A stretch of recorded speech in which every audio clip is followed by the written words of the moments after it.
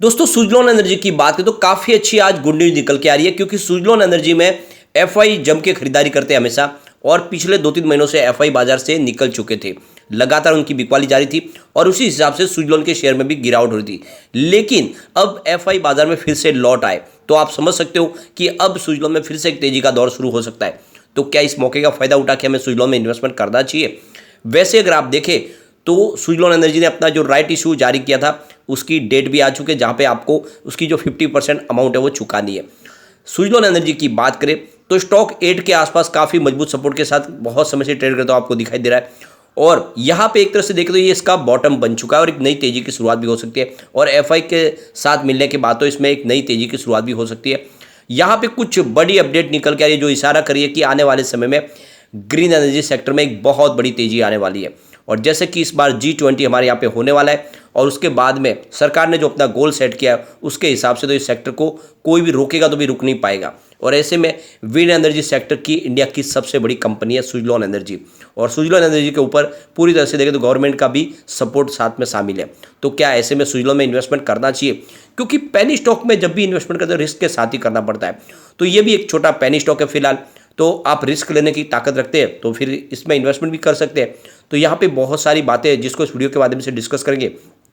आज कुछ बड़ी डील भी हुई, उन डील को डिस्कस करेंगे जिससे हमें समझ में आएगा कि आखिर इसमें खरीदारी कर रहा कौन है और किसकी बिकवाली हो रही है। जो सबसे बड़ी बात यह है कि इस सेक्टर में भले ही इस समय संभावना पॉजिटिव न बन रही हो, क्योंकि यहाँ पे सिर्फ सुजलॉन की बात नहीं है, पावर सेक्टर के जितने भी शेयर है, चाहे वो पेनी स्टॉक हो या फिर लार्ज कैप या मिड कैप हो, सभी इस समय अंडर परफॉर्म है। लेकिन जल्दी यहाँ पे एक शानदार तेजी का दौर भी शुरू होने वाला है। तो क्या इस मौके का फायदा उठा के हमें इन्वेस्टमेंट करना चाहिए? इन सारी बातों को समझेंगे इस वीडियो के माध्यम से। लेकिन फ्रेंड उससे पहले अगर आप पहली बार हमारे चैनल पे आए तो चैनल को सब्सक्राइब कर दीजिए, एक बेल आइकॉन दबा दीजिए ताकि जब भी नया वीडियो बने पहला नोटिफिकेशन आपको मिले। वीडियो पसंद आए तो लाइक से जरूर कीजिए। चलो फ्रेंड्स वीडियो स्टार्ट करते हैं। मैं हूँ आपका दोस्त SB दवे और हमारे अपने चैनल ऑनलाइन कमाई में आपका बहुत बहुत स्वागत है। सबसे पहले अगर बाजार की बात करें तो आज BSE सेंसेक्स 60,348 पर क्लोजिंग दिए 123 पॉइंट की तेजी के साथ, 0.21% आज बाजार तेज रहा। और परसों भी हमने बाजार में अच्छी क्लोजिंग देखी थी, और उससे पहले भी ट्रेडिंग सेशन में देखे तो पिछले 3 ट्रेडिंग सेशन से बाजार में हमने शानदार तेजी देखी है, और इसके पीछे वजह है एफआई की खरीदारी। और इस नए महीने में यानी मार्च महीने में एफआई बाजार में फिर से खरीदार शुरू हो गए, और इसी वजह से जो गिरावट थी वो थम चुकी है। निफ्टी एनर्जी में भी तेजी थी आज 22,887 के स्तर पे 189 पॉइंट की तेजी थी, यानी 0.83% निफ्टी एनर्जी भी दौड़ा। सुजलॉन एनर्जी की बात करें, स्टॉक की शुरुआत 8.55 पर हुई, यानी शुरुआत नेगेटिव हुई। क्लोजिंग परसों की 8.60 की थी, लो बना 8.45 का, लेकिन उसके बाद में कुछ बड़े फंड हाउस की खरीदारी शुरू हुई और 8.70 के हाई के साथ में क्लोजिंग दिए, और यही दिन भर का हाई है, समझ लीजिए 1.16% की तेजी देखने को मिली। लेकिन क्लोजिंग ऊपर की तरफ है, इसका मतलब कल भी हमें तेजी देखने को मिल सकती है। पिछले 5 ट्रेडिंग सेशन में ही लगभग 5% की हमने तेजी देख ली सुजलॉन में। वॉल्यूम देखे तो पिछले 1 महीने पहले इसका 8 करोड़ का वॉल्यूम था, 1 वीक पहले देखे तो 9 करोड़ का वॉल्यूम हुआ था, और परसों इसका 5 करोड़ का वॉल्यूम हुआ था, आज भी 5 करोड़ का वॉल्यूम है। तो वॉल्यूम में अच्छी खासी वृद्धि है। अब यहाँ पे देख सकते हो कि सुजलॉन एनर्जी ने जो अपना राइट इशू जारी किया था उसके लिए 2.5 रुपये आपसे पर शेयर पहले ले लिए थे, अब 2.5 रुपये है वो चुकाने हैं। तो इसकी डेट आ चुकी है, कल से इसकी आप देख सकते हो कि प्रक्रिया शुरू हो चुकी है। 9 मार्च से आप जो भी आपकी बकाया रकम है, जो आपको शेयर होल्डर उसको आपको चुकाना है, और 27 मार्च तक आपके पास मौका है, यानी 15 दिन का समय है जिसमें आप आराम से ये पैसे चुका सकते हैं। कल से इसकी शुरुआत हो गई। काफ़ी लोग कह रहे थे कि कब हमें पैसे चुकाने, तो कल से उसकी डेट शुरू हो गई है। और आप देख सकते हो कि आप ऑप्शन दिए हुए हैं, उन ऑप्शन में से आप अपने हिसाब से पैसे ये जो भी आप कंपनी को ट्रांसफ़र कर सकते हैं, और ये ज़रूरी है समय के अंदर ही आपको पैसे वापस ट्रांसफ़र करने ही होंगे। अब यहाँ पे एक जो सबसे बड़ी गुड न्यूज़ है कि G20 की जो प्रेसिडेंसी है इंडिया को मिली है, और इंडिया ने इस बार प्लान किया है कि ग्रीन एनर्जी को हमें प्रमोट करना ज़्यादा से ज़्यादा, क्योंकि इंडिया ने समझ लिया है कि एक ग्रीन हाइड्रोजन एक ऐसा एक सेक्टर है जो आने वाले समय में इंडिया को विश्व गुरु बना सकता है। क्योंकि हर किसी को चाहिए एक नई एनर्जी। इस समय फ्यूल जो है वो जो पुराने जो परंपरागत फ्यूल है जिसमें आप देखते हो पेट्रोल डीजल, उसमें बहुत सारा पॉल्यूशन होता है और वर्ल्ड उससे बाहर निकलना चाहता है, उनके लिए चाहिए क्लीन एनर्जी। और ग्रीन हाइड्रोजन नए समय का एक फ्यूल है, और ये इंडिया से ही एक्सपोर्ट हो सकता है। इंडिया के पास वो पोटेंशियल है कि ज़्यादा से ज़्यादा मात्रा में यहाँ पे ग्रीन हाइड्रोजन का निर्माण किया जा सकता है, और इसीलिए उन्होंने तैयारी शुरू कर दी है। तो आने वाले समय G20 में आप देख सकते हो कि विश्व के बहुत सारे देश हैं जो यहाँ पे आने वाले हैं, और ऐसे में इंडिया उनके साथ में बिजनेस टाइप करेंगे। तो बहुत सारी अपॉर्चुनिटी एक साथ निकल के आने वाली है।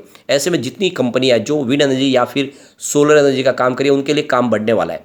और ऑलरेडी सुजलॉन एनर्जी तो इसमें इस्टाब्लिश कंपनी है बहुत पुरानी, और आप देख सकते हो कि इनके पास अनुभव भी है।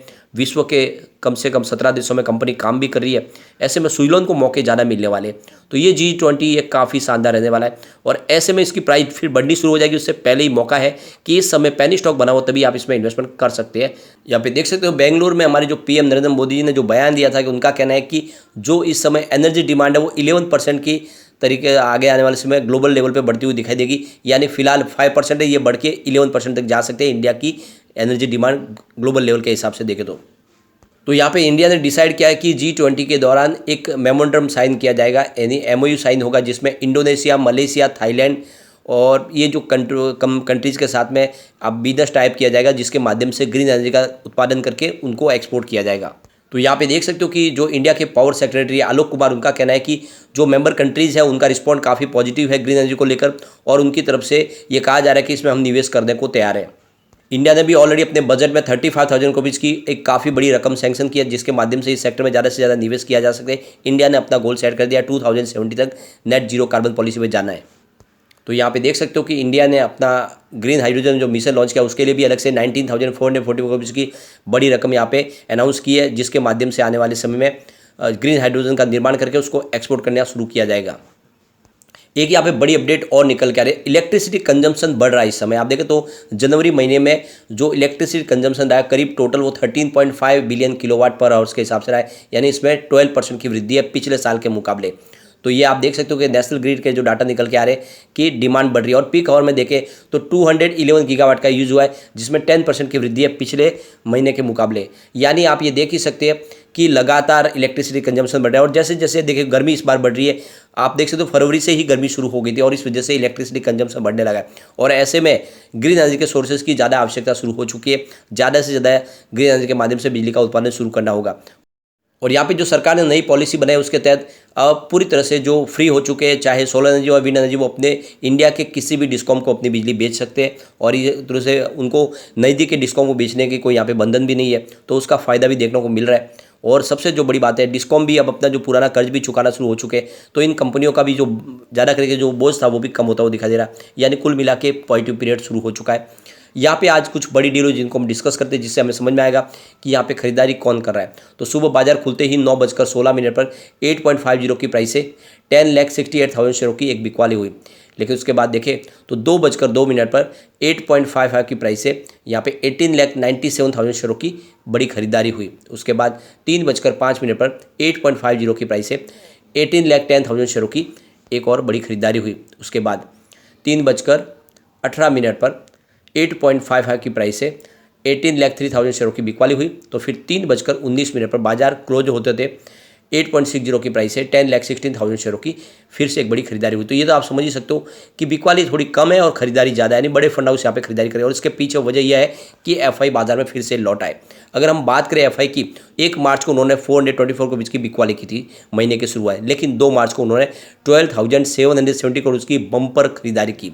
3 मार्च को उनकी खरीदारी 246 करोड़ रुपीज़ की थी और 6 मार्च को उन्होंने 721 करोड़ की खरीदारी की। 8 मार्च को यानी आज 3,671 करोड़ की बम्पर खरीदारी की। और सिर्फ आप देख सकते हो कि 5 ट्रेडिंग सेशन में ही 16,985 करोड़ का उन्होंने माल खरीद लिया, यानी 17,000 करोड़ के आसपास की खरीदारी हो चुकी है। यानी एफआई फिर से बाजार में लौट आए और एफआई की पहली पसंद सुजलॉन एनर्जी है। तो अब आप समझ सकते हो फिर से एक तेजी का दौर शुरू होने वाला है। यानी इस समय मौका है आपको सुजलॉन में इन्वेस्टमेंट करना चाहिए। शॉर्ट टर्म इन्वेस्टर भी इस समय मौके का फायदा उठा के निवेश कर सकते हैं और जैसे ही स्टॉक फिर से 10.5 के आसपास जाएगा वहां पे बेचने का आपको मौका मिल जाएगा। लॉन्ग टर्म इन्वेस्टर को बने रहना है, ये आने वाले समय डेफिनेटली आपको मालामाल कर देगा। लेकिन फ्रेंड, कोई भी इन्वेस्टमेंट करने से पहले अपने फाइनेंशियल एडवाइजर से एक बार ले ले या अपना खुद का रिसर्च करें, क्योंकि मैंने वीडियो आपके एजुकेशनल पर्पज के लिए ही बनाई। वीडियो पसंद आए तो लाइक शेयर जरूर कीजिए और चैनल को सब्सक्राइब कर दीजिए। Thank you friend.